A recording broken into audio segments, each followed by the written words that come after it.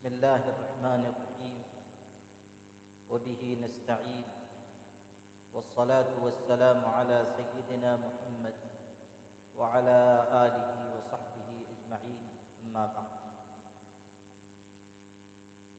أعوذ بالله من الشيطان الرجيم بسم الله الرحمن الرحيم يا قوم استغفروا ربكم إنه كان غفارا يرسل السماء عليكم مدرارا ويمددكم بأموال وبنين ويجعل لكم جنات ويجعل لكم أنهارا صدق الله العظيم.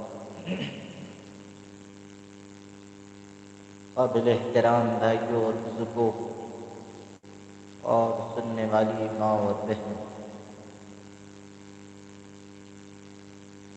Social media desk All India Muslim Personal Law Board کی جانب سے رمضان المبارک کی بابرکت راتوں میں خطبات اور بیانات کا سلسلہ جاری ہے، اور آج مجھ کو یہ سعادت حاصل ہو رہی ہے کہ آپ حضرات کی خدمت میں چند گزارشات پیش کروں.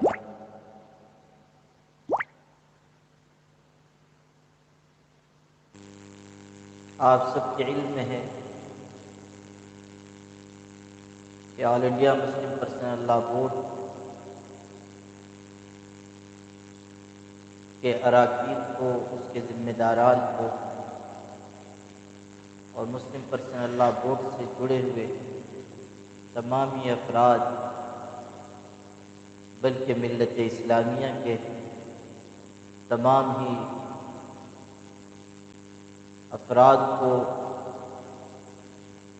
شعبان کے آخری حصے میں ایک غیر معمولی حادثے سے دوچار ہونا پڑا. All India Muslim Personal Law Board کے جنرل سیکریٹری اور ملت اسلامیہ ہندیہ کے عظیم قائد و رہنما، میرے مرشد و مربی امیر شریعت حضرت مولانا سید محمد ولی صاحب رحمانی نور اللہ مرقدہ،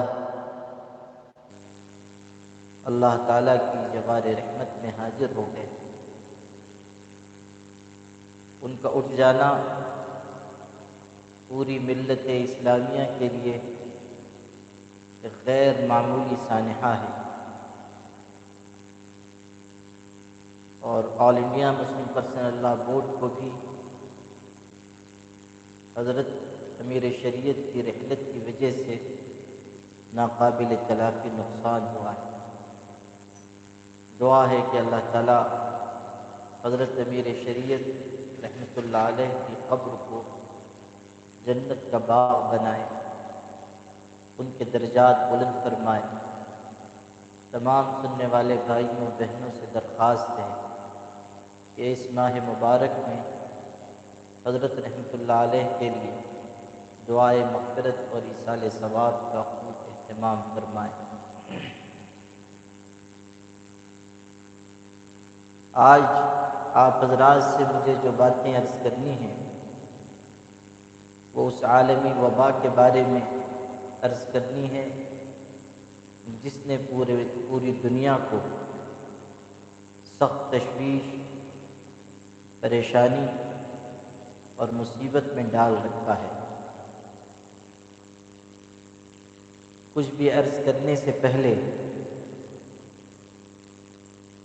مجھے عظیم ولی کامل عارف باللہ اور مشائخ کے امام حضرت ابراہیم ادہم رحمۃ اللہ علیہ کا یہ واقعہ یاد آ رہا ہے کہ ایک موقع پر وہ کہیں سفر میں تشریف لے جا رہے تھے. سمندر کا سفر تھا. اس زمانے میں پانی کشتیاں چلا کرتی تھیں، اور جب سمندر میں طوفان اٹھتا تھا تو بہت سے لوگوں کی جانیں چلی جایا کرتی تھیں. حضرت ابراہیم ادہم بھی کشتی پر سوار ہیں اور بہت سارے لوگ ان کے ساتھ کشتی میں سفر کر رہے ہیں۔ اچانک کشتی طوفان میں گر گئی، ہوائیں بہت تیز چلنے لگیں، سمندر کی موجیں اٹھ اٹھ کر آنے لگیں اور وہ کشتی معمولی تنکے کی طرح سمندر کی موجوں پر ڈولنے لگی۔ مسافروں نے یہ سمجھا کہ موت ان کے سر پر کھڑی ہے۔ آخری وقت کا احساس کر کے لوگ چیخ پکار کرنے لگے، رونے دھونے لگے، مگر حضرت ابراہیم ادہم رحمۃ اللہ علیہ ایک گوشے میں پرسکون بیٹھے ہوئے تھے، اکڑو بیٹھے ہوئے تھے، سر اپنے دونوں پیروں پر رکھے ہوئے تھے اور سر پر کوئی کپڑا ڈلا ہوا تھا۔ چیخ پکار بڑھ گئی اور مسافروں کو معلوم تھا کہ ابراہیم بہت ہی اونچے مقام کے انسان ہیں، اللہ کے ہاں ان کا اونچا رتبہ ہے، ان کی دعائیں قبول کی جاتی ہیں، اللہ تعالیٰ کے ہاں انہیں مقام محبوبیت حاصل ہے۔ کچھ لوگوں نے ان کو تلاش کیا، دیکھا کہ یہ تو دنیا اور مافیہ سے بے خبر بیٹھے ہوئے ہیں، ایسا معلوم ہوتا ہے جیسے موت کا کوئی ڈر ان کو نہیں۔ لوگوں نے جا کر کہا کہ حضرت یہ وقت اس طرح بیٹھنے کا تو نہیں ہے، آپ مقبول بارگاہ الہی ہیں، اللہ سے دعا کر دیجئے کہ اللہ طوفان کو ختم کر دے، آندھی کو اللہ تعالیٰ ختم کر دے، ہماری کشتی جو طوفان میں گر گئی ہے، موجوں کے درمیان ڈول رہی ہے اور ہلاکت اور موت کے دہانے تک جو ہم پہنچ چکے ہیں، اللہ اپنا رحم فرما کر ہمیں اس مصیبت سے نکال دے۔ حضرت ابراہیم ادہم رحمۃ اللہ علیہ یہ سن کر کھڑے ہوئے، آسمان کی طرف نگاہ اٹھا کر انہوں نے دیکھا، دعا کے لیے ہاتھ اٹھائے تو صرف ایک جملہ ارشاد فرمایا، اللہ کے نیک بندے، خدا تعالیٰ سے محبت کرنے والے، اللہ کے ہاں جن کو اونچا مقام حاصل ہوتا ہے، ان کے الفاظ، ان کے کلمات، ان کے جملوں میں کیسی حکمت پوشیدہ ہوتی ہے اور اللہ تعالیٰ ان کی زبان پر علم کے کیسے چشمے جاری فرماتا ہے۔ حضرت ابراہیم ادہم رحمۃ اللہ علیہ نے اس وقت دعا کے لیے ہاتھ اٹھائے اور یہ کہا، الہنا قد ارائیتنا قدرتک فارنا عفوک، اے ہمارے پروردگار، آپ نے ہمیں اپنی قدرت دکھا دی، اپنی طاقت کا مشاہدہ کرا دیا، اب اس کے بعد آپ اپنا عفو و کرم، اپنی رحمت اور اپنی مغفرت ہمیں دکھا دیجیے۔ اس وقت پوری دنیا میں عام طریقے پر اور ہمارے اس ملک میں خاص طریقے پر جو حالات بنے ہوئے ہیں، وبا نے جس طرح لوگوں کو گھیر رکھا ہے، ایک ایک گھر سے جہاں ایک ایک گھر سے کئی کئی جنازے اٹھ رہے ہیں، ایک ایک بستی میں متعدد اموات ہو رہی ہیں، قبرستانوں میں مردوں کے لیے تدفین کی جگہ نہیں رہ جا رہی، شمشان گھاٹ میں لوگوں کو جلانے کے لیے، مردوں کی آخری رسومات کی انجام دہی کے لیے قطاریں لگی ہوئی، جہاں یہ صورتحال ہے کہ ہاسپٹل میں مریضوں کے لیے بستر نہیں، سانس کی تکلیف میں مبتلا ہونے والوں کے لیے آکسیجن کا انتظام نہیں، جہاں ماں کے قدموں میں آکسیجن نہ ملنے کی وجہ سے جوان اولاد دم توڑ رہی، جہاں بوڑھے ماں باپ کی ساری اولاد جوان، تندرست، توانا، صحت مند، مال، اسباب، صلاحیت رکھنے والے، وہ بے بسی سے اپنے ماں باپ کو صرف اس لیے مرتا ہوا دیکھ رہی ہے کہ ان کے پاس اپنے ماں باپ کو راحت پہنچانے کے لیے ضروری اسباب علاج مہیا نہیں ہیں۔ پیسے ہیں لیکن ہاسپٹل میں جگہ نہیں، مال ہے مگر آکسیجن کا انتظام نہیں ہو پا رہا۔ گاؤں دیہات کی صورتحال تو اور خراب ہے۔ جب دہلی جو راجدھانی ہے ملک کی، وہاں یہ صورتحال ہے کہ ہاسپٹلوں میں آکسیجن نہ ملنے کی وجہ سے لوگ مر جا رہے ہیں، مریض فوت ہو رہے ہیں۔ گنگا رام کتنا بڑا ہاسپٹل ہے دہلی کا، وہاں کے چیئرمین کا بیان نشر ہوا ہے بازار پر۔ انہوں نے کہا کہ ہمارے ہاں کل، کئی دن پہلے کی بات ہے، کل 21 مریض آکسیجن نہ ملنے کی وجہ سے مر گئے، پرسوں 25 مریض مر گئے، اور اب ہمارے پاس آکسیجن ختم ہو رہا ہے اور ہم نہیں سمجھ پا رہے ہیں کہ ہم مریضوں کو کیسے بچا پائیں گے۔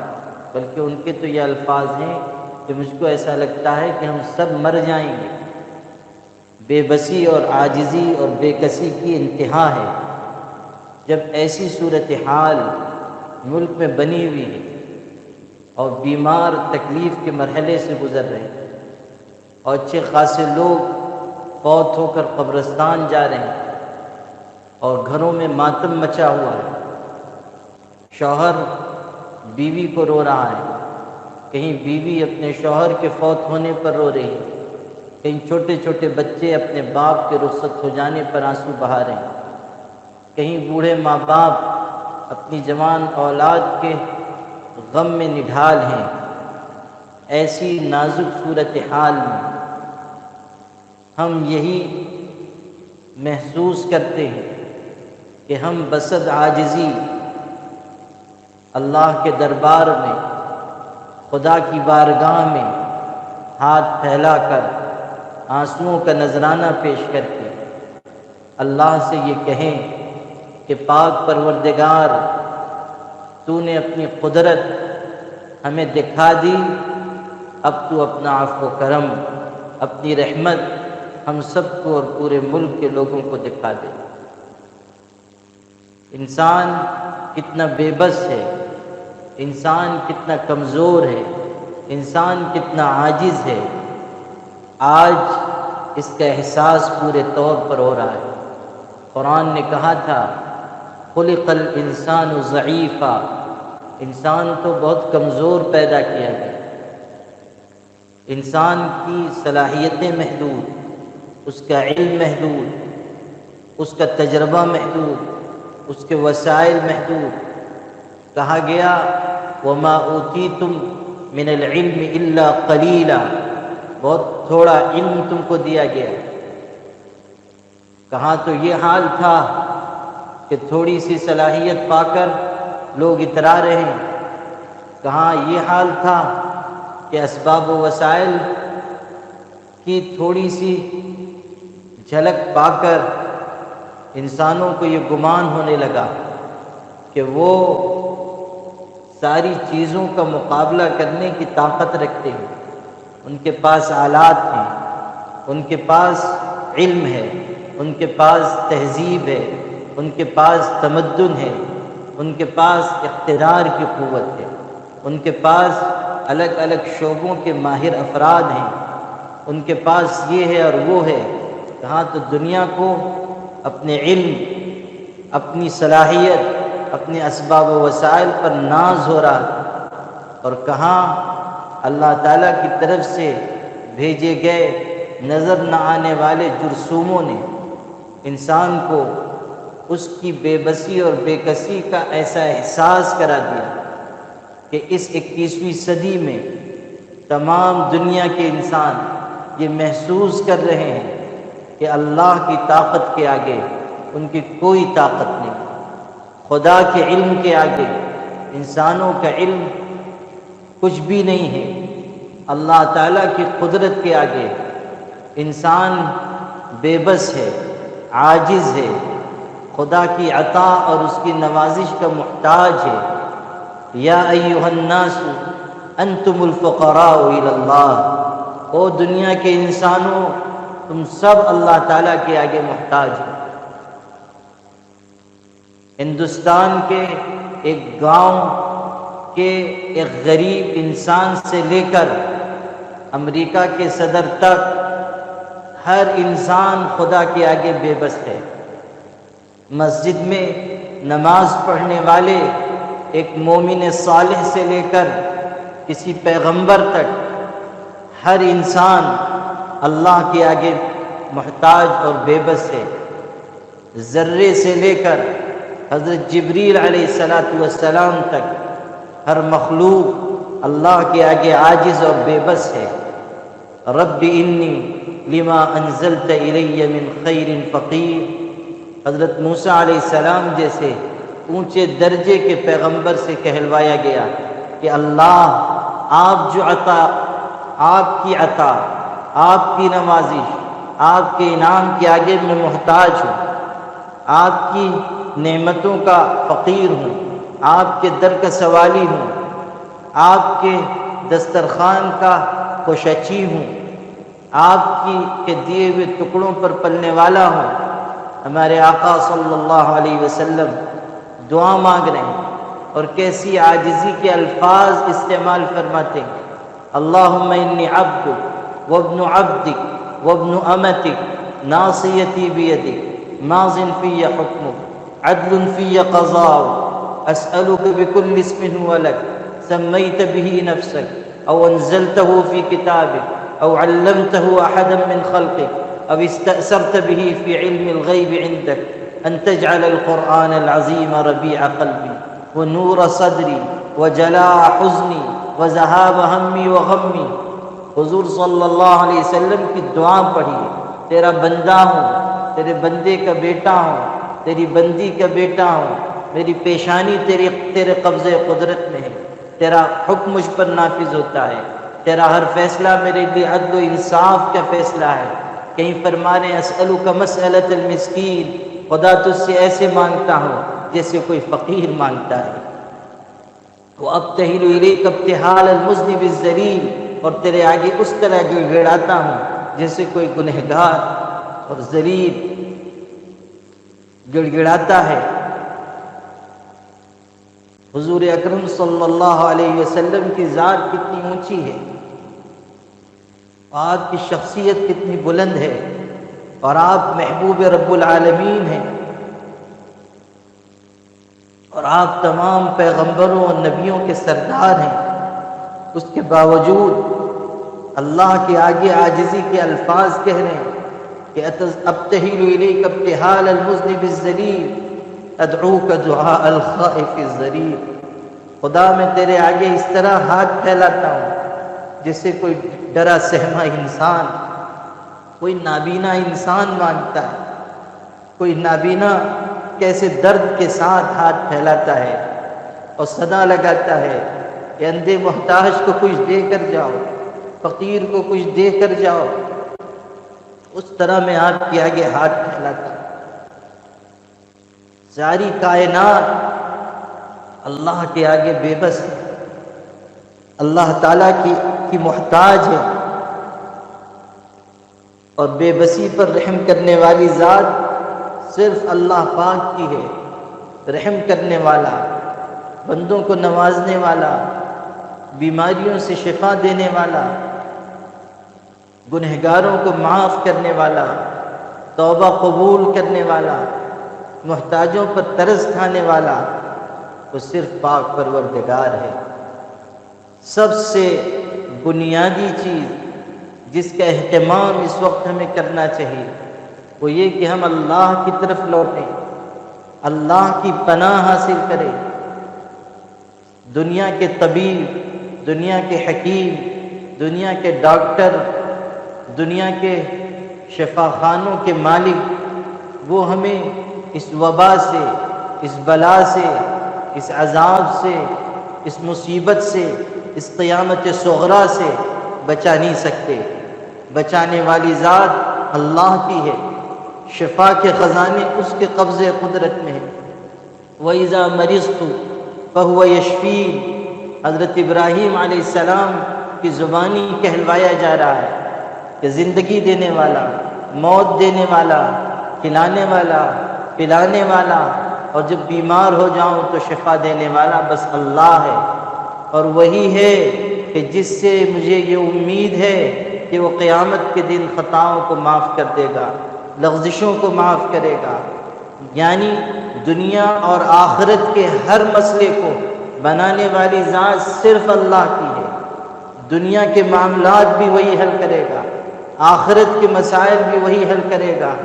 نہ دنیا میں کوئی اس کے علاوہ مددگار ہے، نہ آخرت میں اس کے علاوہ کوئی پناہ دینے والا ہے۔ قیامت کے دن مجرم کہیں گے این المفر، ہے کوئی پناہ گاہ جہاں ہم بھاگ کر پناہ لے لیں؟ لا وزر، کہا جائے گا ہرگز نہیں، کوئی پناہ گاہ نہیں ہے۔ آج تو بس پروردگار کے یہاں ہی ٹھکانہ ہے۔ الی ربک یومئذ المستقر، ینبأ الانسان یومئذ بما قدم واخر، اللہ ہی کے یہاں ٹھکانہ ہے، اور اللہ تعالیٰ انسانوں کو بتائے گا کیا انہوں نے آگے بھیجا، کیا پیچھے چھوڑا۔ اللہ تعالیٰ باخبر کرے گا۔ تمام چیزیں خدا کے ہاں محفوظ ہیں۔ الی اللہ مرجعکم جمیعا فینبئکم بما کنتم تعملون، سب کو لوٹ کر اللہ ہی کے ہاں جانا ہے، پھر وہ تم کو بتائے گا کہ تم دنیا سے کیا لے کر آئے ہو، کیا کما کر آئے ہو، کیا اعمال انجام دے کر آئے ہو۔ تو سب سے بنیادی چیز یہ ہے کہ ہم اللہ کی طرف رجوع کریں اور اس عالمی وبا سے اللہ کی پناہ حاصل کریں۔ یہ کرونا وائرس انسانوں کی کوششوں سے، انسانوں کی محنت سے، انسانوں کی تگ و دو سے ختم نہیں ہوگا، یہ ختم ہوگا اللہ کے اشارے سے۔ ہمیں اس کا احساس کرنا چاہیے کہ ہم بگڑے، دنیا بگڑی، ہمارے اعمال خراب ہوئے تب ہمارے حالات خراب ہوئے۔ اللہ کا نظام ہے، جب اعمال خراب ہوتے ہیں تب احوال خراب کیے جاتے ہیں۔ اللہ تعالیٰ کے یہاں بندوں کے جو اعمال آسمان پر پہنچتے ہیں ویسے فیصلے آسمانوں سے زمین پر اتارے جاتے ہیں۔ گندے اعمال جا رہے تھے، ناچ گانے کی چیزیں جا رہی تھی، فحاشی اور عریانیت کی چیزیں جا رہی تھی، ہم جنس پرستی کی وکالت کی جا رہی تھی، لوگوں کو ستایا جا رہا تھا، اس ملک میں راہ چلتے ہوئے لوگوں کو قتل کیا جا رہا تھا، اس ملک میں ایسے خاندانوں پر ظلم ہوا کہ جن خاندانوں کا ایک رائی کے دانے کے برابر کوئی قصور نہیں تھا، ایسے لوگوں کو جیلوں میں ٹھونس دیا گیا جن کے لباس پر اور جن کے کردار پر کوئی داغ دھبا موجود نہیں تھا۔ ایسے لوگوں کو 20 سال تک، 25 سال تک ظلم و ستم کا نشانہ بنایا گیا۔ اسی ملک میں کشمیر کے مسلمانوں کو اور وہاں کے رہنے والوں کو کتنے ظلم و ستم کے مرحلوں سے گزار دیا گیا، اور کتنے ہمارے دلت بھائی ہیں ان پر ظلم ہوا، کتنی عورتوں کی عزتیں لوٹی گئی۔ صرف کسی ایک خاص طبقے کی نہیں، کسی ایک خاص تہذیب سے تعلق رکھنے والی نہیں، اس ملک میں مختلف مذہب سے تعلق رکھنے والی، مختلف تہذیبوں سے تعلق رکھنے والی، مختلف سماج سے تعلق رکھنے والی کتنی بہنیں ہیں جن کے ساتھ درندگی کی گئی، ان کے اوپر ظلم کے پہاڑ توڑ دیے گئے، ان کو قتل کر دیا گیا، عزت بھی لوٹی گئی اور جان بھی ان کی لے لی گئی، اور درندے اور ظلم کرنے والے اور ریپ کرنے والے کھلے عام پھرتے رہے۔ عدالتیں ثبوت کے ناکافی ہونے کی وجہ سے یہ کسی اور بنیاد پر انہیں پوری سزا نہیں دے پائی، سزا سے آزاد وہ گھوم رہے ہیں، آج بھی گھوم رہے ہیں۔ صورتحال جب یہ بنی تب اللہ تعالیٰ کی طرف سے پکڑ آئی ہے، حالات ہمارے اوپر آئے ہیں۔ اب یہ حالات جائیں گے اسی وقت جب ہم ظلم کے بجائے انصاف کے راستے پر چلیں، جب ہم جھوٹ کے بجائے سچائی کے راستے پر چلیں، جب ہم خیانت کے بجائے امانت کے راستے پر چلیں گے۔ ہر شخص کو بدلنا ہوگا۔ ظلم روئے زمین پر ہوگا تو پھر اللہ تعالیٰ کے یہاں سے پکڑ آئے گی۔ ہر مسلمان کو اپنے گریبان میں جھانک کر دیکھنا چاہیے کہ وہ اپنے گھر والوں کے ساتھ، اپنے پڑوسیوں کے ساتھ، اپنے سماج کے لوگوں کے ساتھ، اپنے وطنی بھائیوں کے ساتھ کیا سلوک کر رہا ہے۔ کوئی ہندو ہو، کوئی سکھ ہو، کوئی عیسائی ہو، کوئی کسی مذہب کا ماننے والا ہو، اگر وہ اس ملک میں رہ رہا ہے وہ ہمارا وطنی بھائی ہے۔ ہم نے اپنے اس وطنی بھائی کے ساتھ کیا سلوک کیا ہے، ہمیں غور کرنا ہوگا۔ ہم امت دعوت ہیں، ہم امت وسط ہیں۔ ہمیں تعلیم دی گئی ہے اعتدال کی، عدل کی، قسط کی، میانہ روی کی، اور اپنے آپ کو اللہ تعالیٰ کے دین پر جمائے رکھنے کی، اور ساری انسانیت کے زخموں پر مرہم رکھنے کی، دکھ کا درما فراہم کرنے کی، اور انسانیت کی پریشانیوں اور ان کے دکھوں اور ان کے مصائب و مشاکل کا حل پیش کرنے کی۔ ہم اس لیے نہیں پیدا کیے گئے کہ ہم صرف اپنے لیے جئیں، اپنے بچوں کے لیے جئیں، ہم تجارت کریں، ہم زراعت کریں، ہم دکانداری کریں، ہم مال کمائیں، ہم کارخانے لگائیں، ہم فیکٹریاں لگائیں، ہم اچھی آسائش کی چیزیں جمع کریں اور سہولت کی زندگی گزاریں اور مر جائیں۔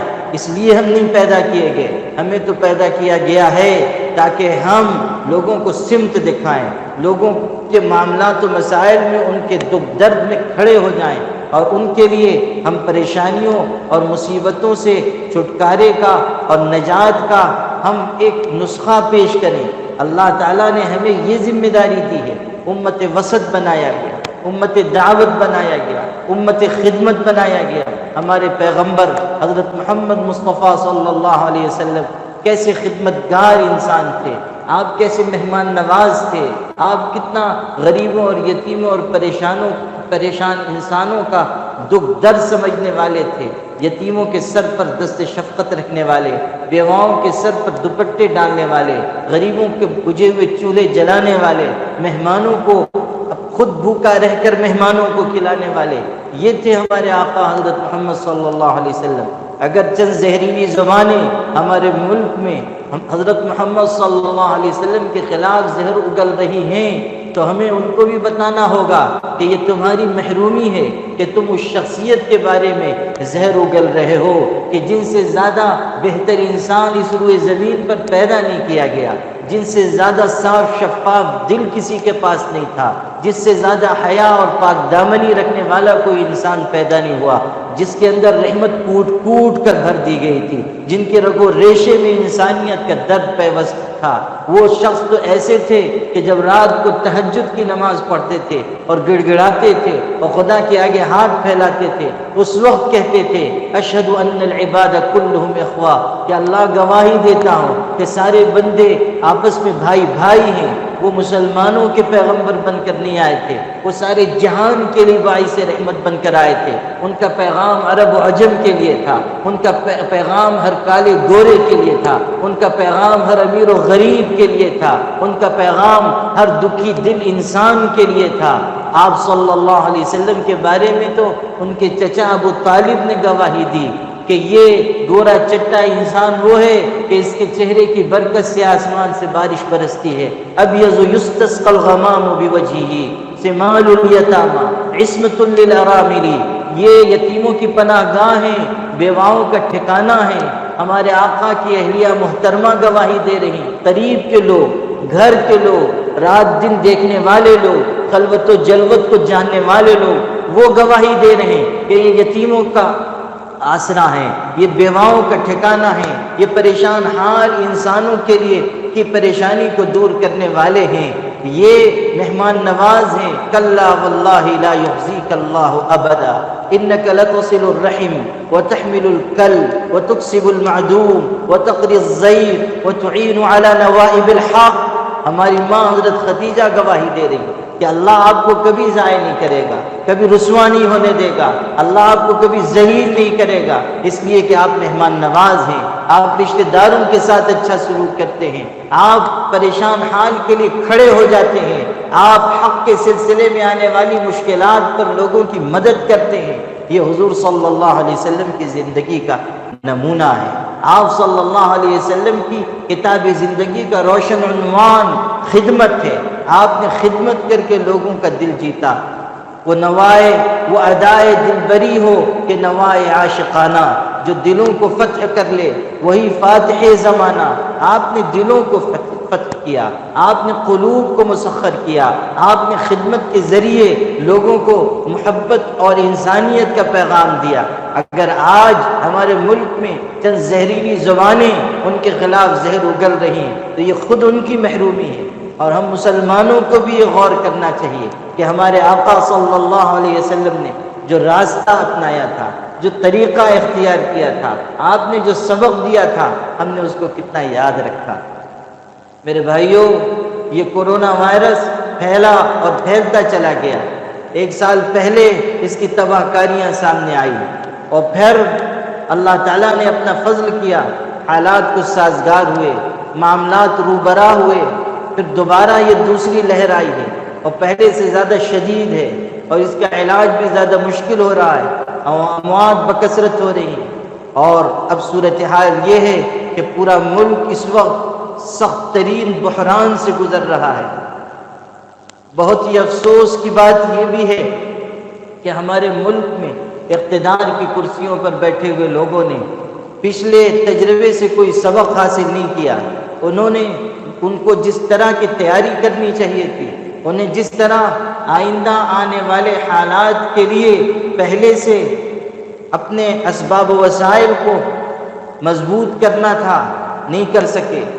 الیکشنی ہنگامے ہوتے رہے، میلوں میں لوگ جمع ہوتے رہے۔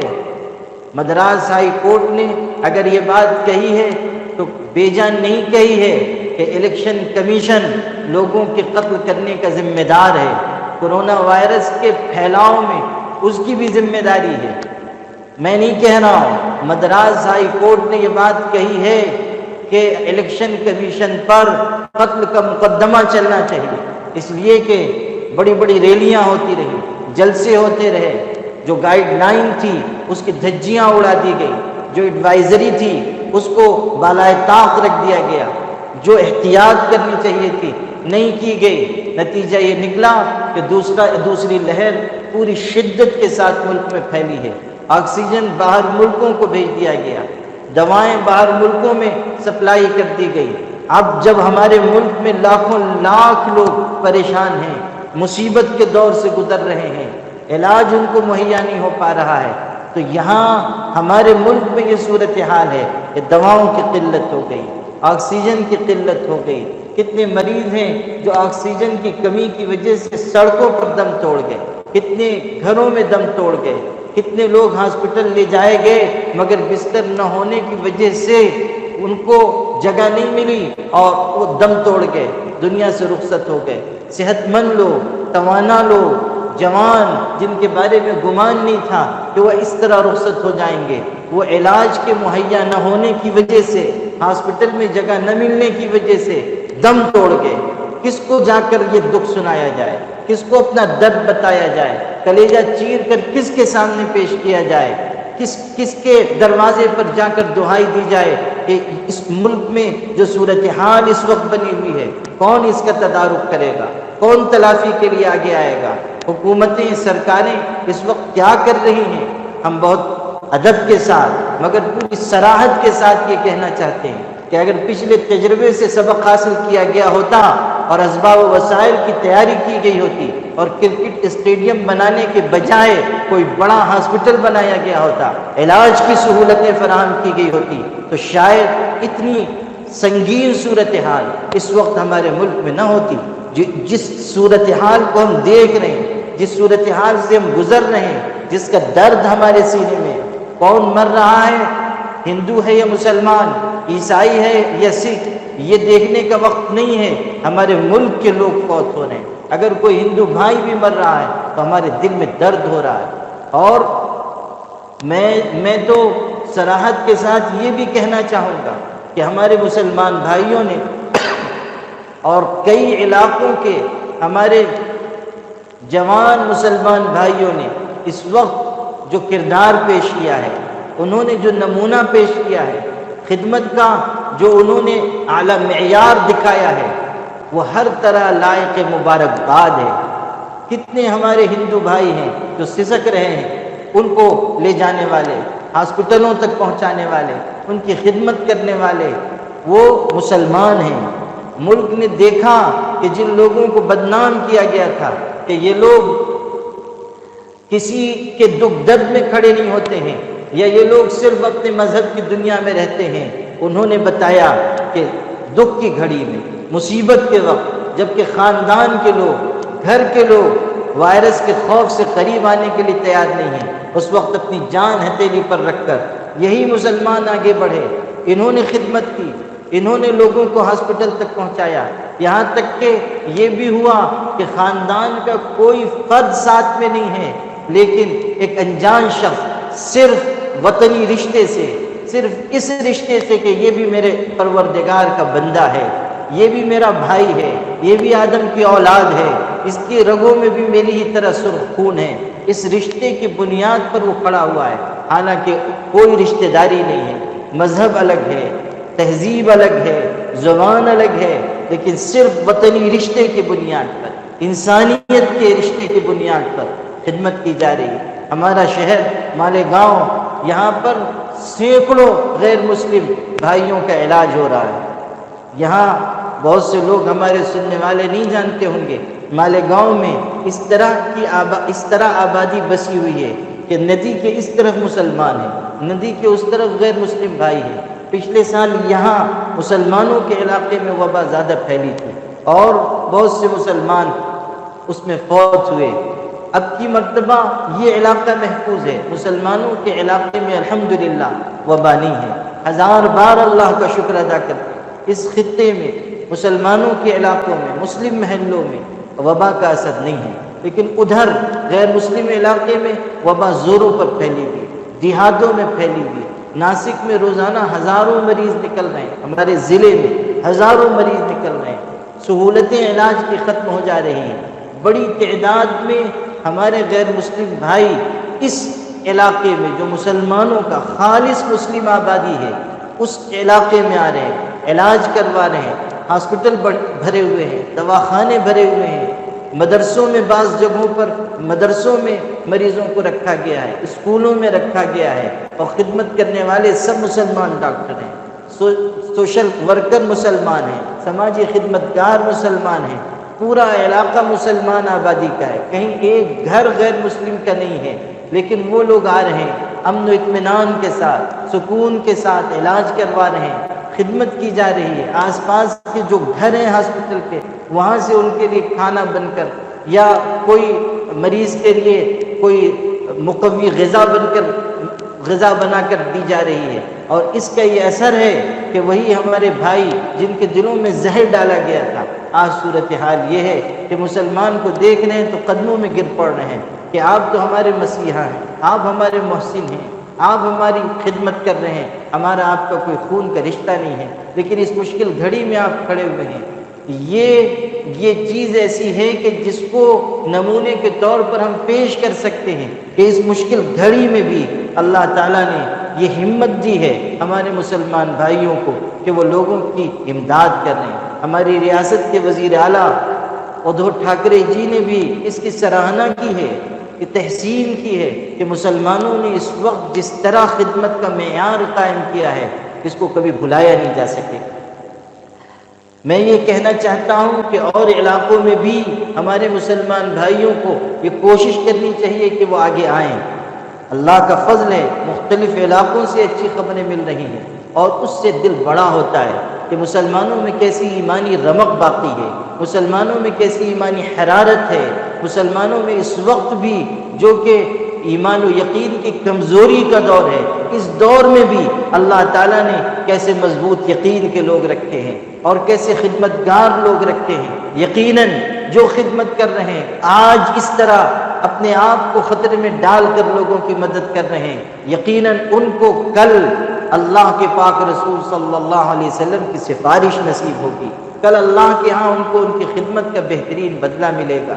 کتنے ایسے ہمارے مخلص بھائی ہیں کہ جنہوں نے خدمت کی پریشانی کے مرحلوں سے گزرے، یہاں تک کہ اپنی جان نچھاور کر دی۔ ہمارا ایک عزیز بڑا خدمتگار پچھلے رمضان میں بے پناہ اس نے خدمت کی، جب تقریباً 40-42 سال عمر تھی، اور پھر خود اس کو یہ وائرس لگ گیا، یہ بیماری ہو گئی اور اسی میں اس کا انتقال ہو گیا۔ خدمت کرتے کرتے دنیا سے رخصت ہو گیا، پچھلے رمضان میں اللہ کو پیارا ہوا۔ تو ایسے کتنے لوگ ہیں جنہوں نے اپنی جان نچھاور کر دی۔ یہ بہت ہی اعلیٰ کردار کا نمونہ ہے۔ میں جو بات عرض کر رہا تھا وہ یہ کہ حکومت کو جس طرح کی تیاری کرنی چاہیے تھی وہ نہیں کر سکی۔ اب صورتحال بہت سنگین ہو گئی ہے۔ ہم پھر زور دے کر کہتے ہیں، حکومتوں سے کہتے ہیں، سرکاروں سے کہتے ہیں کہ تمام دوسری چیزوں کی طرف سے نگاہ ہٹا کر ترجیحی بنیادوں پر اس وقت جو کام کرنے کا ہے وہ یہی ہے کہ مریضوں کے لیے سہولت فراہم کی جائے، آکسیجن فراہم کیا جائے، آکسیجن کے پلانٹ لگوائے جائیں اور زیادہ سے زیادہ آکسیجن پیدا کی جائے اور مریضوں تک پہنچائی جائے، اور جو مریضوں کے لیے مناسب علاج کی سہولت نہیں مہیا ہو رہی ہے اس کے لیے بھرپور کوشش کی جائے۔ یہ سماجی خدمتگاروں کے بس کا کام نہیں ہے کہ وہ آکسیجن فراہم کر سکیں، یہ گورنمنٹ کا کام ہے، یہ سرکاری اداروں کا کام ہے۔ یہ وقت ایسا نہیں ہے کہ جب الیکشن پر توجہ دی جائے، یہ وقت ایسا نہیں ہے کہ جب دوسرے اور معاملات کو زیر بحث لایا جائے۔ یہ وقت تو ایسا ہے کہ تمام لوگ مل جل کر اور خاص طریقے پر گورنمنٹ کے افراد وہ اس بحران پر قابو پانے کی کوشش کریں۔ مریضوں کی خدمت اور ان کو مناسب علاج مہیا کرانا یہ اس وقت کی اولین ترجیح ہونی چاہیے، ورنہ یہ بحران بڑھے گا، یہ بحران اور سنگین ہوگا۔ اور یاد رکھیے گا یہ جو نااہلی ہے اور یہ جو بحران پر قابو نہ پانے کی کیفیت ہے یہ سخت نقصان دہ ثابت ہوگی۔ اسی کے ساتھ ساتھ یہ بات بھی میں اپنے مسلمان بھائیوں سے کہنا چاہتا ہوں کہ ہم اس حقیقت پر یقین رکھتے ہیں کہ جو بلا آتی ہے وہ گناہوں کے نتیجے میں آتی ہے، اور بلا جاتی ہے تو توبہ کے راستے سے جاتی ہے، استغفار کے راستے سے جاتی ہے۔ یا قوم استغفروا ربکم انہ کان غفارا یرسل السماء علیکم مدرارا۔ قرآن کہہ رہا ہے اللہ سے مغفرت مانگو تب مشکل دور ہوگی، اللہ کے آگے رو تب مشکل دور ہوگی، اللہ سے عاجزی کرو تب تم کو آسانی ملے گی، اللہ تعالیٰ کے آگے گڑ گڑاؤ تب اللہ تعالیٰ دروازے کھولے گا۔ اس وقت ہماری ذمہ داری ہے کہ ہم اللہ کی طرف رجوع کریں، توبہ اور استغفار کریں، روزانہ افطار میں، سحری کے وقت، تہجد کے وقت اللہ کے آگے اپنے گناہوں پر شرمندگی کا اظہار کیا جائے، اللہ کے آگے ندامت کا اظہار کیا جائے، اللہ سے کہا جائے کہ اللہ جو مصیبت آئی ہے مجھ گنہگار کے گناہوں کی نحوست ہے، اپنے کرم سے تو میرے گناہوں کو معاف کر کے اس مصیبت کو واپس کر دے، اس مصیبت کا خاتمہ کر دے، اس وائرس کو تباہ و برباد کر دے، اس بلا کو انسانوں سے اور انسانیت سے اٹھا لے۔ اللہ سے ہم کہیں، اللہ کے آگے عاجزی کریں، توبہ اور استغفار کے ذریعے بند دروازے کھلتے ہیں، توبہ اور استغفار کے ذریعے دعاؤں میں قبولیت پیدا ہوتی ہے، توبہ اور استغفار کے ذریعے مصائب رفع ہوتے ہیں، بلائیں دور ہوتی ہیں۔ اللہ تعالیٰ نے حضرت یونس علیہ السلام کی قوم کا واقعہ قرآن میں سنایا ہے، آثار عذاب کے آ چکے تھے، پیغمبر جا چکے تھے اور اب تب میں ان کی ہلاکت ہونے والی تھی۔ عذاب کے آثار دیکھ کر ساری قوم بستی سے نکل گئی، میدان میں اکٹھا ہو گئے، تفسیروں میں ہے بچوں کو لے کر گئے، جانوروں تک کو لے کر گئے کہ ہم سب مل کر اللہ کی بارگاہ میں عاجزی کریں گے، اور وہاں جا کر لوگوں نے ہاتھ پھیلائے، اپنے گناہوں کا اعتراف کیا، اپنی غلطیوں کا اقرار کیا اور کہا کہ اللہ بچانے والی ذات بس آپ کی ہے، بچا لیجئے، ہم ایمان لا رہے ہیں، ہم یقین لا رہے ہیں، ہم آئندہ گناہ نہیں کریں گے، ہم کفر و شرک اور نجاستوں کے راستے پر نہیں چلیں گے۔ قرآن گواہی دیتا ہے کہ اللہ نے ان کی مصیبت کو دور کر دیا، عذاب کو ہٹا لیا، جینے کا موقع عطا کیا۔ متعناہم الی حین، اللہ تعالیٰ نے ایک مدت تک انہیں دنیا میں رہنے کا موقع عطا فرمایا۔ اس وقت جب کہ موت اور بلا سروں پر آ چکی ہے، خطرے کی تلوار کی طرح ہم پر لٹکی ہوئی ہے۔ ہمارے لیے بھی یہی راستہ ہے کہ ہر شخص اپنے گناہوں سے سچی پکی توبہ کرے، اللہ کے آگے گرم آنسو بہائے تاکہ بند دروازے کھل جائیں، خدا تعالیٰ کی ناراضگی دور ہو جائے۔ اس کے علاوہ روزانہ صدقہ کریں۔ صدقہ اللہ تعالیٰ کے غصے کو ٹھنڈا کرتا ہے۔ اللہ تعالیٰ ناراض ہے تب ہم پر مصیبتیں آ رہی ہیں۔ جب ہم صدقہ دیں گے اللہ تعالیٰ کی ناراضگی دور ہوگی، اللہ تعالیٰ کی رحمت حاصل ہوگی۔ صدقہ بلاؤں کو ٹال دیتا ہے، وباؤں کو ختم کرتا ہے۔ صدقے کے ذریعے اللہ تعالیٰ کی مدد حاصل کی جاتی ہے۔ صدقہ کرنا اور روزانہ کرنا اور گھر کے ہر فرد کی طرف سے کرنا، اس کی عادت ڈالیں۔ چاہے 10 روپیہ ہو، چاہے 20 روپیہ ہو، ہم گھر میں 10 افراد ہیں، 10 روپے ہر ایک کی طرف سے صدقہ ہوا، 100 روپے صدقہ کر دیجیے۔ روزانہ صدقہ کیجیے تاکہ اللہ تعالیٰ کی رحمت روز ہمیں حاصل ہو اور ہماری حفاظت رہے، خاندان کی حفاظت رہے، بچوں بچیوں کی حفاظت رہے۔ صدقہ اللہ تعالیٰ کی طرف سے آنے والی بلا کو روک دے گا، صدقہ مصیبت کو ٹال دے گا۔ صدقے کے ذریعے کتنی بلائیں ایسی جن کو ہم نہیں جانتے ہیں، اللہ تعالیٰ صدقے کی برکت سے ان کو ختم کر دیتا ہے۔ کتابوں میں ہے، ایک بوڑھی ماں تھی، دوپہر کا وقت تھا، وہ کھانے کے لیے بیٹھی، غریب تھی وہ بھی، اور کھانے کے لیے کچھ روٹی سبزی تھی۔ اس نے ایک لقمہ اٹھایا، منہ میں ڈال رہی تھی کہ دروازے پہ دستک ہوئی۔ پوچھا کون؟ اس نے کہا، باہر سے آواز آئی کہ فقیر ہوں، بھوکا ہوں، کھانے کے لیے کچھ دے دو۔ وہ بوڑھی خاتون کھانے بیٹھ چکی تھی، لقمہ اٹھا چکی تھی، لیکن اس نے یہ محسوس کر کے کہ بھوکا انسان آیا ہے اور مانگ رہا ہے، اس کو خالی ہاتھ لوٹانا ٹھیک نہیں ہے، اس نے اپنے آگے کا کھانا اور وہ لقمہ وہ سب اٹھا کر فقیر کو دے دیا اور وہ دعا دیتا ہوا چلا گیا۔ اس بوڑھی خاتون کا بیٹا، جوان بیٹا سفر میں گیا ہوا تھا اور یہ ماں ہر دن اس کا انتظار کر رہی تھی۔ یہ واقعہ تو ہو گیا، چند دنوں کے بعد بیٹا لمبے سفر سے واپس لوٹ کر آیا۔ ماں نے خیریت پوچھی، بیٹے نے کہا خیریت سے تو ہوں، بس قسمت تھی کہ میں زندہ واپس آ گیا، میرے ساتھ سفر میں ایک بہت بڑا حادثہ پیش آیا۔ ماں نے پوچھا کیا حادثہ ہوا؟ اس نے کہا کہ فلاں دن میں ایک گھنے جنگل سے گزر رہا تھا، اچانک ایک شیر دہاڑتا ہوا سامنے آ گیا اور وہ لپکا کہ مجھ کو نگل لے اور مجھ کو چیر پھاڑ ڈالے۔ اتنے میں ایک سفید کپڑا پہنا ہوا شخص نمودار ہوا، اس کے ہاتھ میں نیزہ تھا، اس نے اس نیزے سے اس شیر کو ہلاک کر دیا اور اس کے بعد پلٹا، مجھ کو دیکھ کر مسکرایا اور کہا یہ لقمہ اس لقمے کے بدل میں ہے، یہ لقمہ اس لقمے کا بدلہ ہے۔ یہ کہہ کر وہ چلا گیا، میں اس کی بات سمجھ نہیں سکا۔ ماں نے کہا کون سا دن تھا؟ اس نے بتایا تو یہ وہی دن تھا جب اس ماں نے اپنا کھانا، اپنا لقمہ ایک فقیر کو صدقہ کیا تھا۔ ماں نے کہا بیٹا ایسا ایسا واقعہ پیش آیا تھا، میں نے جو اللہ کے راستے میں دیا، اللہ نے اسی کے بدلے تیری جان کی حفاظت کی، اللہ نے تجھ کو محفوظ رکھا، تجھ کو صحیح سالم واپس لوٹا دیا۔ یہ چیز ہے کہ ہم اللہ کے راستے میں صدقہ دیں گے، غریبوں، مسکینوں اور فقیروں کو عطا کریں گے، اللہ ہماری حفاظت کرے گا، آل و اولاد کی حفاظت کرے گا، گھر بار کی حفاظت کرے گا، خاندان کی حفاظت کرے گا، مال و اسباب کی حفاظت کرے گا۔ اس لیے روزانہ پابندی کے ساتھ صدقہ دینے کی عادت ڈالیے۔ دعا مومن کا ہتھیار ہے، دعا مانگنا اور گڑ گڑا کر مانگنا، آنسوؤں کے ساتھ مانگنا، عاجزی کرنا، گناہوں پر ندامت کا اظہار کرنا، یہ بہت بڑی طاقت ہے مومن۔ دعا کے بارے میں حدیث میں کہا گیا لیس شیء اکرم علی اللہ من الدعاء، کوئی چیز اللہ کی نگاہ میں دعا سے بڑھ کر بزرگی اور عزت والی نہیں ہے۔ دعا تو عبادت کا مغز ہے، عبادت کا نچوڑ ہے۔ عبادت اور بندگی میں اصل چیز تذلل ہے، عاجزی ہے۔ الاصل فی العبادت التذلل والافتقار الی اللہ عز وجل۔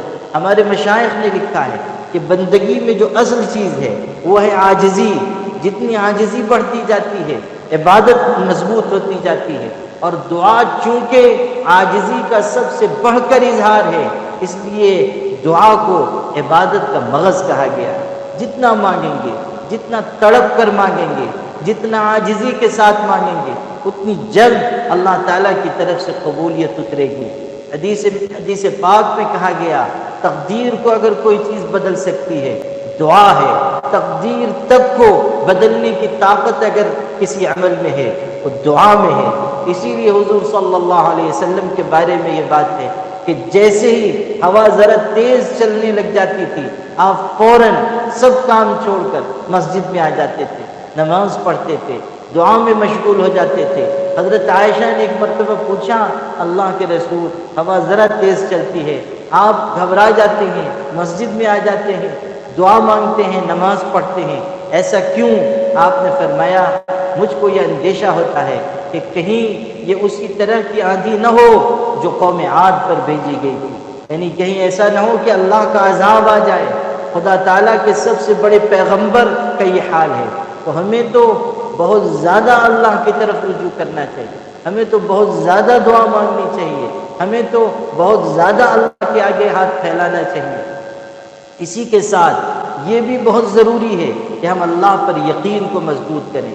گھبرانے سے، متفکر ہونے سے، تشویش میں پڑنے سے، سوشل میڈیا پر آنے والی چیزوں کو پڑھ پڑھ کر خود اپنے آپ کو مغموم، رنجیدہ، محزون اور پریشان حال بنانے سے کام نہیں چلے گا۔ سب سے زیادہ یقین ہمارا اللہ کی ذات پر ہو اور ہم اپنے آپ سے فکر کو دور کریں، وہم کو دور کریں، تشویش کو دور کریں۔ یقیناً حالات ناسازگار ہیں، یقیناً حالات بحران کا شکار ہیں، یقیناً نفسی کا عالم ملک میں ہے، لیکن ہمارا یقین تو اللہ کی ذات پر ہے۔ ہم تو اللہ تعالیٰ پر بھروسہ رکھنے والی قوم ہیں۔ ہم یہ بات اپنے دل کی گہرائیوں میں بسا لیں کہ زمین کے سارے دروازے جب بند ہو جاتے ہیں تب بھی آسمان کا دروازہ کھلا رہتا ہے۔ اللہ کی مدد سب سے بڑھ کر ہے۔ اللہ تعالیٰ کی قدرت یہ ہے کہ وہ ایک سیکنڈ میں اس وبا کو ساری دنیا سے ختم کرنے کی طاقت رکھتا ہے۔ اللہ کی طاقت یہ ہے کہ اللہ کائنات کے ایک ایک ذرے پر غلبہ اور اقتدار رکھنے والا ہے۔ اس کا علم لامحدود ہے۔ ما تسقط من ورقة الا يعلمها ولا حبة في ظلمات الارض ولا رطب ولا يابس الا في كتاب مبين۔ کوئی پتا نہیں گرتا مگر اسے علم ہے۔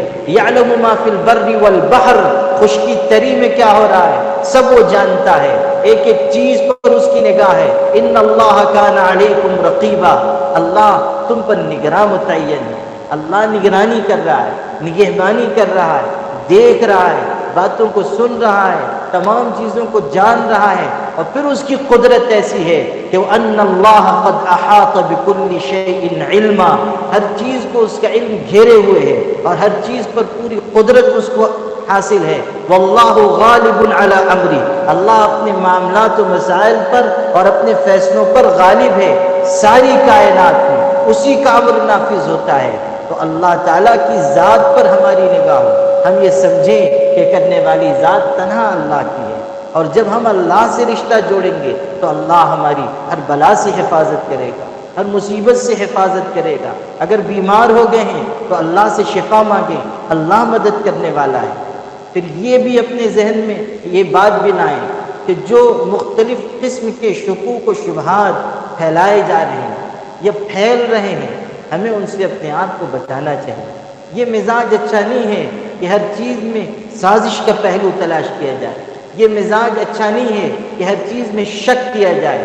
مسلمانوں کو یقین کی تعلیم دی گئی ہے، شک سے دور رہنے کی ہدایت انہیں دی گئی ہے۔ ہم یقین سے دور ہو رہے ہیں اور شک سے قریب ہو رہے ہیں، یہ اچھا مزاج نہیں ہے، یہ ایک بیماری ہے، اس بیماری کی حقیقت ہے۔ یہ اور بات ہے کہ بیماری کی آڑ میں اگر کچھ لوگ اپنے مفادات حاصل کر رہے ہیں یا کچھ لوگ سازش کر رہے ہیں، یہ بالکل دوسرا مسئلہ ہے، لیکن بیماری کی حقیقت ہے۔ بیماری پھیل چکی ہے، بیماری سے مقابلہ کرنا ضروری ہے، بیماری کا علاج کرنے کا حکم ہمیں ہوا ہے، احتیاط کرنا ہمیں سکھایا گیا ہے۔ یہ جو لاک ڈاؤن لگایا جا رہا ہے اور جس کو دنیا اپنا ڈھونڈا ہوا حل سمجھ رہی ہے، یہ تو ہمارے آقا صلی اللہ علیہ وسلم نے بتایا تھا کہ کہیں وبا پھیل جائے تو کوئی شخص وہاں سے باہر نہ جائے، اور کہیں وبا پھیلی ہوئی ہے وہاں سے کوئی دوسرا شخص ادھر نہ آئے۔ یہ تو ہمیں 1400 سال پہلے سکھا دیا گیا کہ وبا کو محدود کر دینے کا ذریعہ یہ ہے کہ لوگ وبا کی جگہ سے باہر نہ نکلیں اور نئے لوگ وبا کی جگہ نہ آئیں. یہ تو ہمیں سکھایا گیا، ہمارے آقا نے تعلیم دی ہے. جو احتیاطیں آج بتائی جا رہی، ہاتھ دھلا جائے اور پاکی اور صفائی حاصل کی جائے، یہ تو ہمارے دین کی بنیادی تعلیم ہے. ایک مسلمان 5 مرتبہ وضو کرتا ہے، بلکہ جو لوگ باوضو رہنے کے عادی ہیں دن بھر، وہ تو 10 مرتبہ 12 مرتبہ 7-8 مرتبہ وضو کرتے ہیں، ہاتھ پیر دھلتے ہیں، صاف شفاف رہتے ہیں. پاکیزگی تو ہمارے دین کی بنیادی تعلیم ہے. بار بار ہاتھ دھلنا، پاک رہنا، صاف رہنا، یہ اس پر اگر ہم عمل کریں گے تو احتیاط کی وجہ سے وبا سے ہم دور رہ پائیں گے. ذرا سا بھی اگر ہمیں شک ہو کہ وبا کا کوئی اثر ہو رہا ہے، فوراً علاج کی کوشش کیجیے. یہ نہ ہو کہ آپ علاج میں تغافل برتیں، جب زیادہ تکلیف بڑھ جائے پھر علاج کے لیے جائیں. ہرگز نہیں. ذرا سا بھی اندازہ ہو کہ تکلیف ہو رہی ہے، فوراً علاج کیا جائے. گھر میں بھی نظر رکھی جائے، کہیں کسی کو ذرا تکلیف ہو فوراً علاج کا اہتمام کیا جائے. حضور صلی اللہ علیہ وسلم نے علاج کی رہنمائی فرمائی ہے. جان بچانا، اس کو اللہ کے پاک رسول صلی اللہ علیہ وسلم نے ضروری قرار دیا ہے. جان ہمارے پاس اللہ تعالیٰ کی امانت ہے. یہ جان خدا کا عطیہ ہے، اور خود اپنے آپ کو ہلاکت میں ڈالنا اس سے روکا گیا ہے. لا تقتلوا انفسکم، اپنے آپ کو ہلاکت میں نہ ڈالو. اس لیے اس وقت جو احتیاط ہو سکتی ہے، جو پرہیز ہو سکتا ہے، اسے ہمیں اختیار کرنا چاہیے. لوگوں سے فاصلے پر رہیں. اگر مسجد میں جا رہے ہیں تب بھی ماسک پہننے کا اہتمام کریں. اگر بیماری کے اثرات پیدا ہو گئے ہیں تو مسجد نہ جائیں تاکہ دوسرے لوگ بیماری سے محفوظ رہ سکیں. اور جو احتیاط بتائی گئی ہے اس کو عمل میں لانا ضروری ہے. اگر ہم اس پر عمل کریں گے تو انشاءاللہ بہت حد تک وبا سے ہم محفوظ رہیں گے.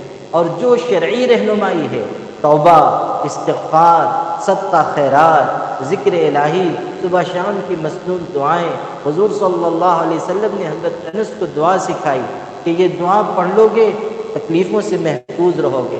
بسم اللہ الذی لا یضر مع اسمہ شیء فی الارض ولا فی السماء وهو السمیع العلیم. اس دعا کو صبح شام 3 دفعہ پڑھا جائے. حضرت انس والی دعا جو دعائے حضرت انس کہلاتی ہے، یہ حرز انس کہلاتی ہے، اس دعا کا اہتمام کیا جائے. صبح شام 1 دفعہ پڑھنا ہے. ہر بلا سے، مصیبت سے، ناگہانی آفتوں سے حفاظت ہوتی ہے. حضور صلی اللہ علیہ وسلم نے ہمیں قرآن مجید جیسی بڑی نعمت عطا کی جس میں روحانی بیماریوں سے بھی شفا رکھی ہے، اور جسمانی بیماریوں سے بھی اللہ تعالیٰ نے اس میں شفا رکھی ہے.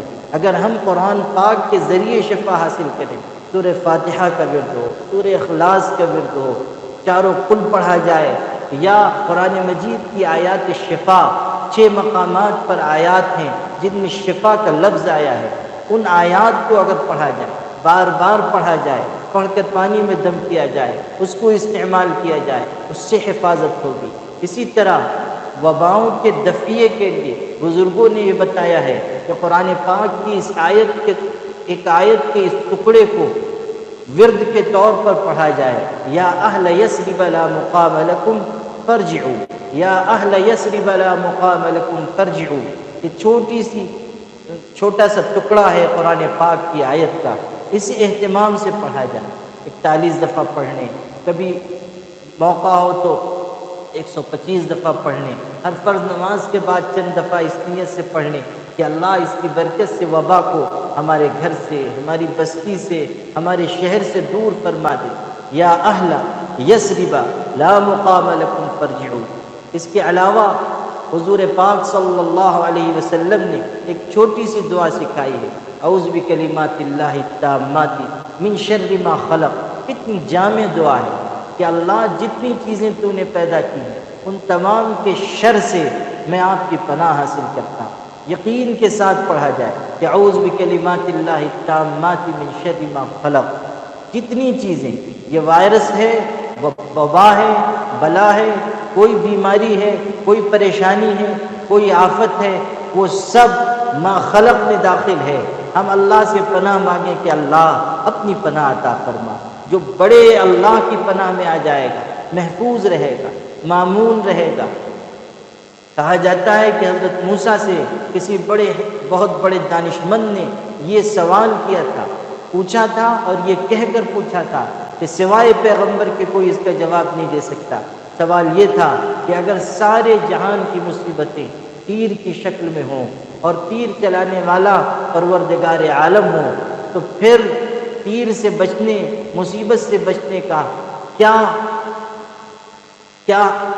نسخہ ہو سکتا ہے؟ کس طرح مصیبت سے بچا جا سکتا ہے؟ تو پیغمبر نے کہا بس ایک ہی راستہ ہے، وہ یہ کہ تیر چلانے والے کے بازو میں انسان چلا جائے، تیر سامنے کی طرف جائے گا، بغل میں نہیں، بغل کی طرف نہیں جائے گا۔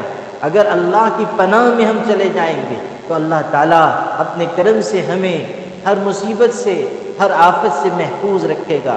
جو اللہ کی پناہ حاصل کرتا ہے مامون و محفوظ ہوتا ہے۔ اس لیے میں تمام مسلمان بھائیوں اور بہنوں سے درخواست کرتا ہوں کہ آپ سب اس وقت اس ماہ مبارک میں دعا کا، توبہ کا، استغفار کا، صدقہ خیرات کا، مسنون اوراد و اذکار کا، اور اللہ تعالیٰ سے مدد مانگنے کا خوب اہتمام کریں۔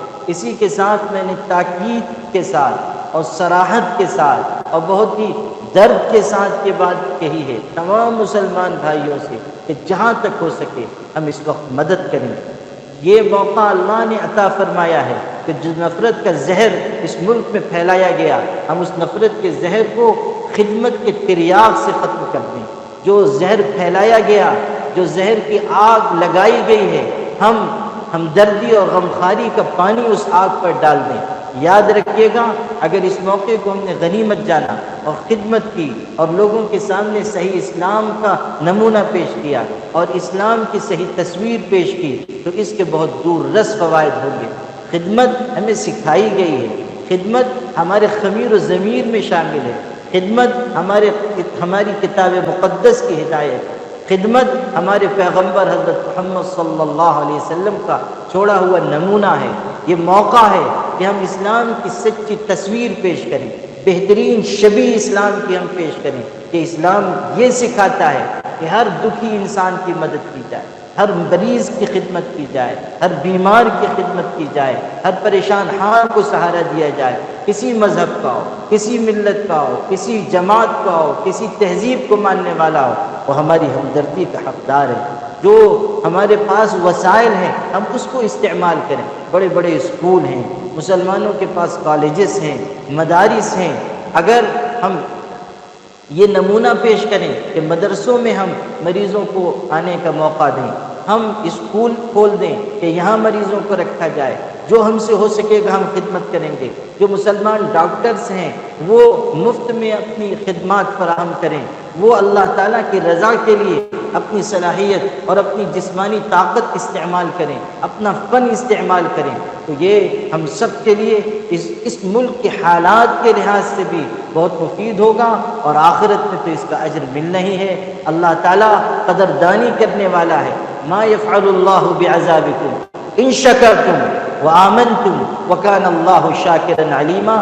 اللہ سے بڑھ کر کوئی قدردان نہیں ہے۔ اللہ تعالیٰ چھوٹی سے چھوٹی نیکی کی بھی قدر کرتا ہے، اور اللہ تعالیٰ اس پر ہمیں بہترین اجر دے گا۔ حضرت ابوبکر صدیق رضی اللہ تعالیٰ فرمایا کرتے تھے جس طرح مال پر زکوٰۃ ہے اسی طرح انسان کے جسم پر بھی زکوٰۃ ہے، یعنی جس طرح مال کا ایک حصہ اللہ کے راستے میں دینا ضروری ہے زکوٰۃ کے عنوان سے، اسی طرح جو طاقت اللہ نے دی ہے، جو صلاحیت دی ہے، جو جسمانی قوت دی ہے، اس کا بھی ایک حصہ لوگوں کی خدمت کے لیے خرچ ہونا چاہیے، اور اس کا یہ بہترین موقع ہے۔ All India Muslim Personal Law Board کی طرف سے میں تمام مسلمان بھائیوں سے درخواست کرتا ہوں کہ وہ خدمت کا مزاج اپنائیں اور دوسروں کی بھی خدمت کریں، اپنے خاندان کی بھی، اپنے گھر والوں کی بھی، رشتہ داروں کی بھی، جہاں تک ہو سکے ہم خدمت کریں۔ کیا عجب کہ اللہ اسی خدمت والے عمل سے خوش ہو کر اس بلا کو ہم سے دور فرمائے۔ اللہ پاک ہم سب کو نیک ہدایت، نیک توفیق عطا فرمائے۔ آئیے دعا کر لیجیے۔ اللهم لك الحمد كما ينبغي لجلال وجهك وعظيم سلطانك، سبحان الله وبحمده عدد خلقه ورضا نفسه وزنة عرشه ومداد كلماته. اللهم صل على سيدنا محمد وعترته بعدد كل معلوم لك. اللهم أنت السلام ومنك السلام، تباركت يا ذا الجلال والإكرام. لا إله إلا أنت سبحانك إني كنت من الظالمين.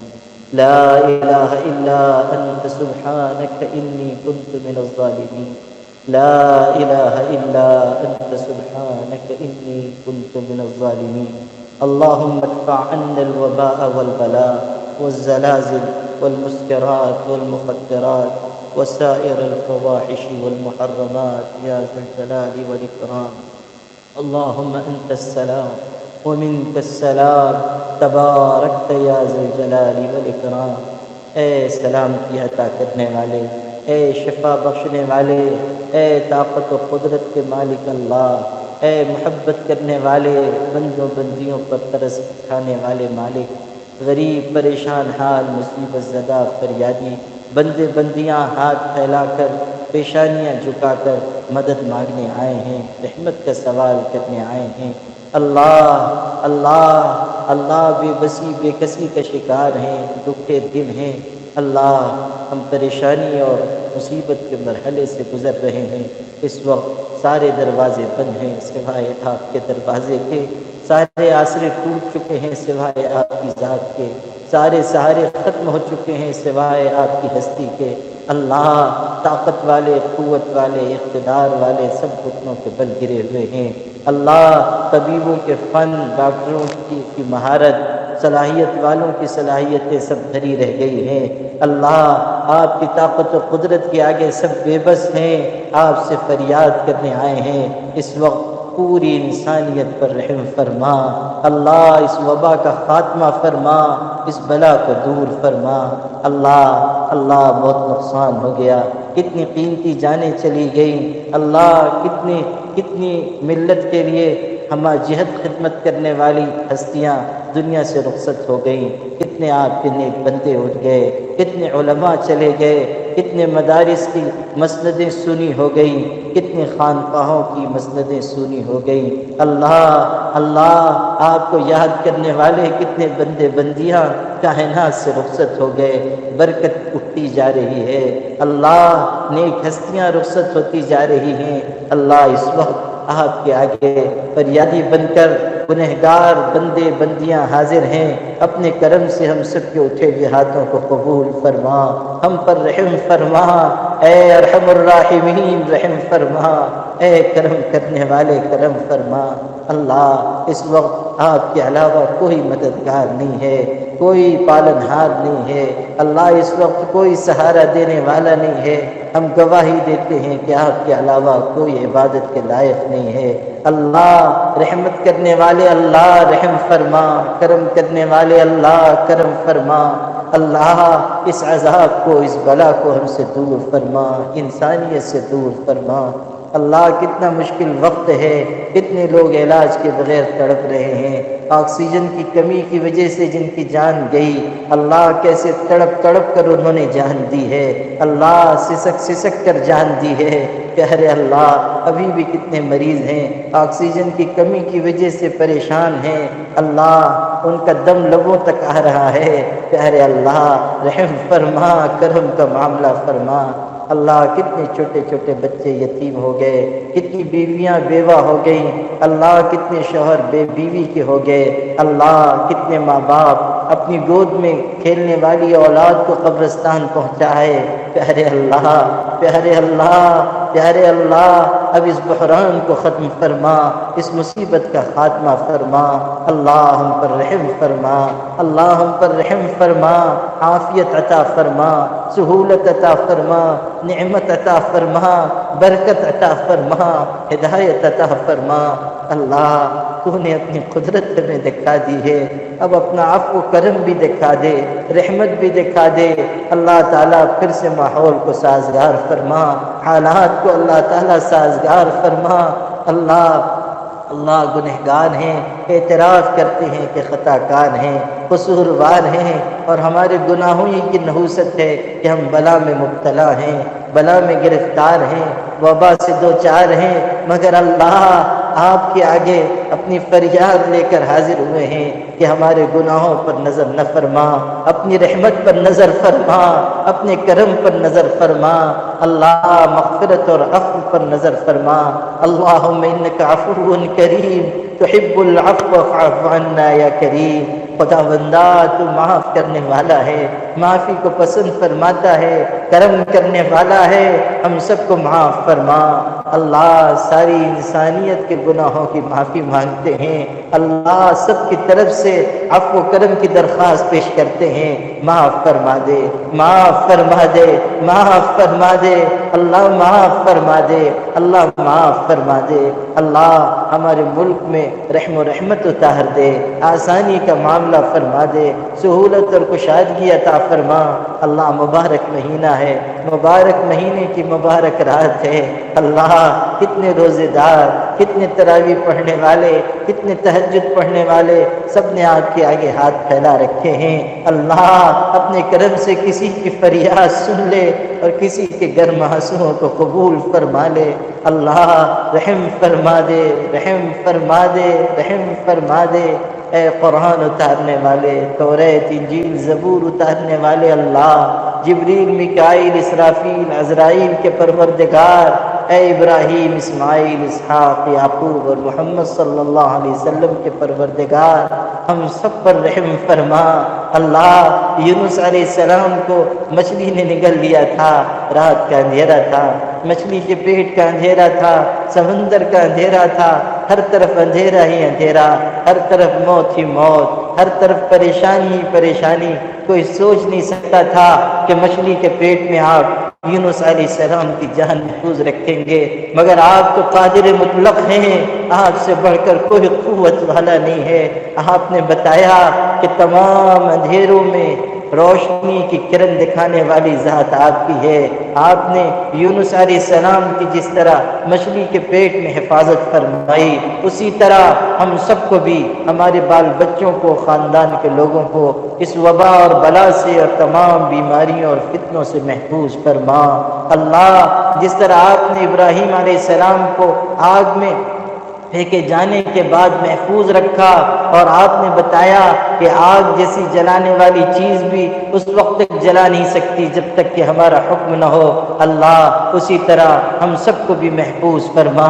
اللہ جس طرح اسماعیل علیہ السلام کے گردن پر چھری چلائی گئی لیکن چھری نے گردن کو نہ کاٹا، آپ اسی طرح ہم سب کو بھی محفوظ فرما دیجئے، مامون فرما دیجئے۔ اللہ جو مریض ہیں ان کو شفا یاب فرما۔ اللہ کتنے لوگ وبا کا شکار ہو کر بستروں پر پڑے ہوئے ہیں، مصیبت میں ہیں، اللہ اپنے کرم سے ان سب کو عافیت عطا فرما۔ اللہ کتنے لوگ ہیں جو دنیا سے چلے گئے، اپنے کرم سے جانے والے اہل ایمان کی مغفرت فرما۔ اللہ ان کی قبروں کو نور سے بھر دے، ان پر رحمتوں کی بارش برسا دے۔ اللہ کتنی قیمتی ہستیاں چلی گئی، ان سب کو اعلیٰ علیین میں جگہ عطا فرما۔ ہمارے محسن و مربی All India Muslim Personal Law Board کے جنرل سیکریٹری حضرت مولانا محمد ولی صاحب رحمانی کی مغفرت فرما، اعلیٰ علیین میں انہیں جگہ عطا فرما۔ پیارے اللہ ان کی سیاحت سے درگزر فرما، ان کے حسنات کو قبول فرما اور ان کے اگلے سارے مرحلوں کو آسان فرما۔ ان کے بعد ہر فتنے سے، ہر گمراہی سے، ہر مصیبت سے ہم سب کی حفاظت فرما۔ اللہ جتنے علماء، جتنے مشائخ، جتنے آپ کے نیک بندے بندیاں آپ کے حضور میں حاضر ہو گئے، اللہ تعالیٰ ان سب کی مغفرت فرما اور اللہ تعالیٰ سب کے درجے بلند فرما۔ اللہ تعالیٰ سب کے ساتھ رحم و رحمت کا معاملہ فرما۔ اللہ ہم سب کو ایمان پر زندگی عطا فرما اور اللہ ہم سب کو ایمان و یقین پر موت عطا فرما۔ اللہ اس رمضان کے بعد بھی آئندہ ہم سب کو رمضان کی برکتیں عطا فرما۔ اس رمضان کو مغفرت کے ساتھ، رحمت کے ساتھ، آسانی کے ساتھ، کشادگی کے ساتھ مکمل فرما۔ اللہ تعالیٰ اس رمضان المبارک میں جہاں جہاں جو بھی پریشان حال ہیں ان سب کی امداد فرما۔ اللہ پورے عالم کے مسلمانوں کی مدد فرما، عالم کے مسلمانوں کو غلبہ عطا فرما۔ اللہ ساری انسانیت پر نظر رحمت فرما، اللہ سب حق کے بندے بندیاں ہیں، رحم فرما اور آسانی کا معاملہ فرما، آسانی کا معاملہ فرما، آسانی کا معاملہ فرما۔ اللہ ہمیں قرآن پاک سے گہری محبت عطا فرما، حضور پاک صلی اللہ علیہ وسلم سے والہانہ تعلق عطا فرما۔ اللہ ہم سب کو اس رمضان میں اور آئندہ بھی طاعت و عبادت پر جمے رہنے کا موقع عطا فرما، گناہوں سے نفرت عطا فرما، معصیت سے دوری نصیب فرما۔ اللہ تعالیٰ اپنے فضل سے ہمیں ذکر میں، فکر میں، یاد الہی میں لگے رہنے کا موقع عطا فرما۔ اللہ ہمارے تمام اہل تعلق کی حفاظت فرما، اللہ تعالیٰ ان کو رحمت عطا فرما، آسانی عطا فرما، سہولت عطا فرما۔ All India Muslim Personal Law Board کو اور تمام دینی جماعتوں اور اداروں کو محفوظ فرما، ترقیات سے مالا مال فرما۔ اللہ اس ملک میں اہل ایمان کو غلبہ عطا فرما، اہل ایمان کی مدد فرما۔ اللہ اپنے فضل سے، اپنی رحمت سے ہمارے اٹھے ہوئے ہاتھوں کو قبول فرما، جو مانگا ہے عطا فرما، جو نہیں مانگ سکے وہ بھی اپنے رحم و کرم سے عطا فرما۔ سبحان ربک رب العزت عما یصفون وسلام علی المرسلین والحمد للہ۔